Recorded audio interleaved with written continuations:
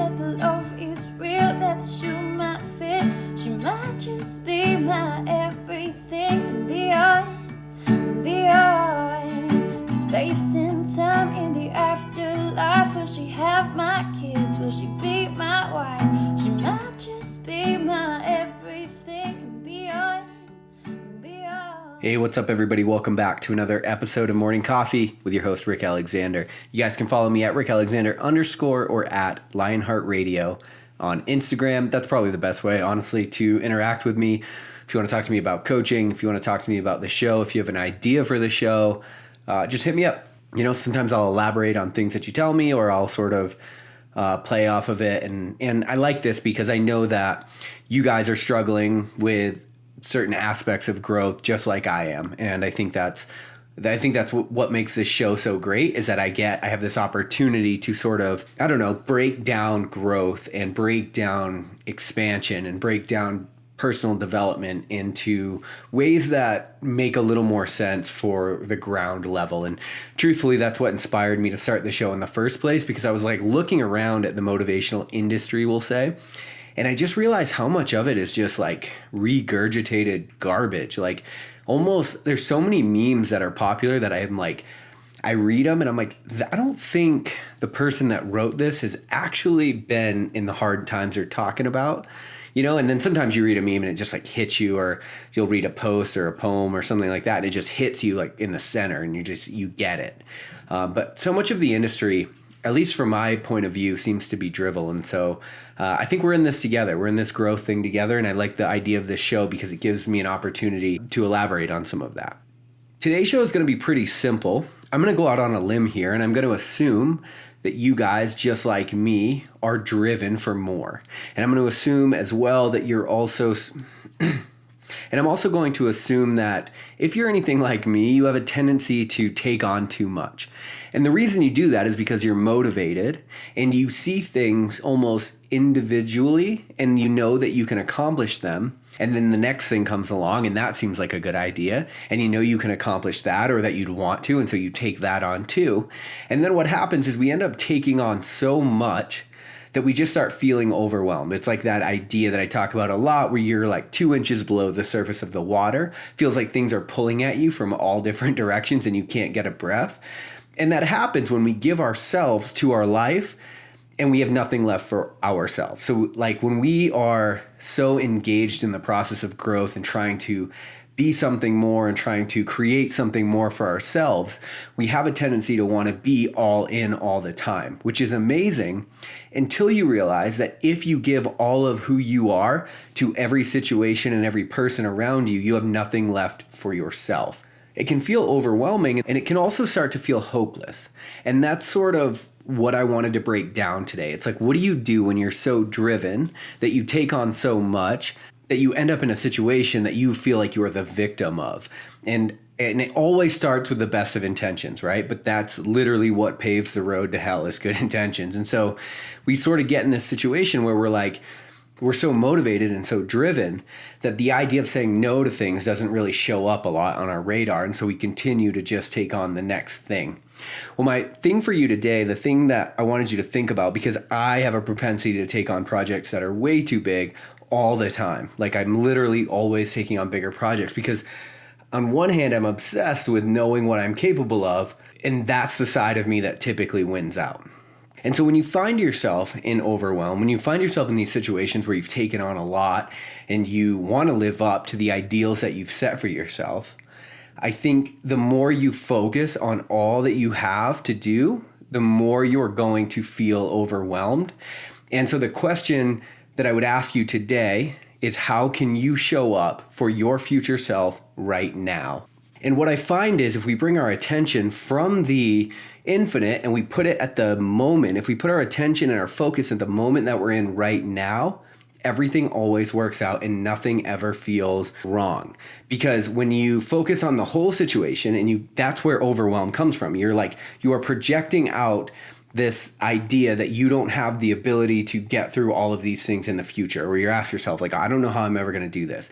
And so a lot of our unease in life comes from an inability to focus on the moment.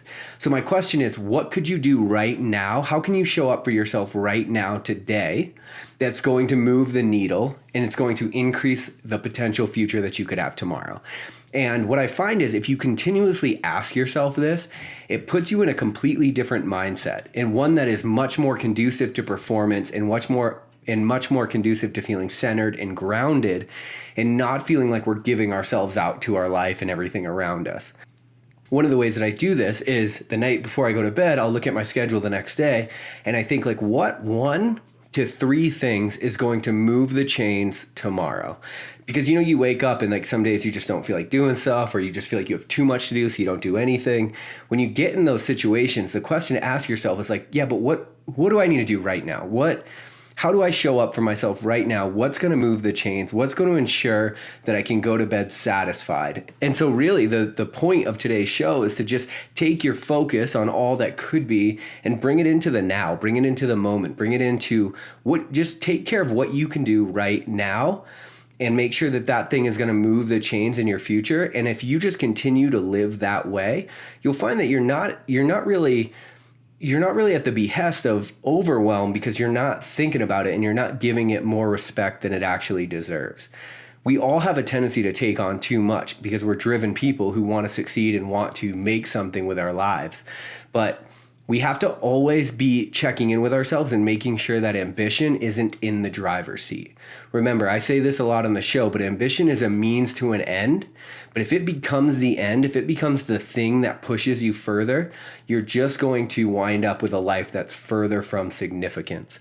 And what I mean by that is when ambition sort of takes the wheel and steers us and points us in directions, then we end up wanting to consume more for more's sake, because the end state of ambition is always more.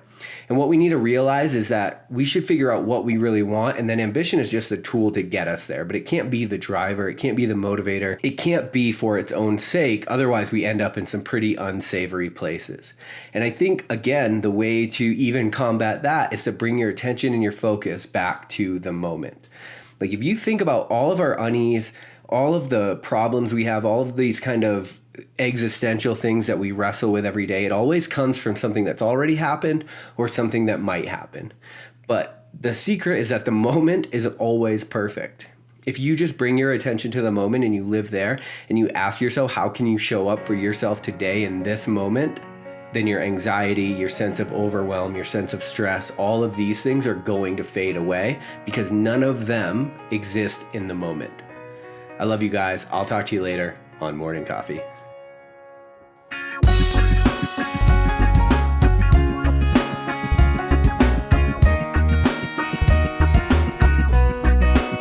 Oh, have you ever loved someone so bad it hurts? Oh, now, but they seem so far away from your life and all of its worth. Was it that someone who brought you in? Was she a little baby girl? Was she a perfect number 10? How did you meet her? And how would you know all of the troubles that you face and the distance you would go just to please her and ease her pain? No matter how hard you try, things will never be the same, and it's the hardest thing I'll ever have to do. The hardest thing I'll ever have to say when the feeling goes away. When the feeling goes away. Oh, now I can remember the last time we touched. Oh, but I know it was right as rain, and I could not get enough. How did we get here? Where we gonna go? Now that we seem so far away from the love we used to show, and it's the hardest thing I'll ever have to do, and it's the hardest thing I'll ever have to say when the feeling goes away. When the feeling goes away. Oh, now it's time to turn the page. another day coming, going away to waste. And now we face the truest test of our faith. And I don't believe it. Now it's time to turn the page. Another day coming, going away to waste. And now we face the testament to our faith. And I don't believe it's the hardest thing I'll ever have to do. And it's the hardest thing I'll ever have to say when the feeling goes away.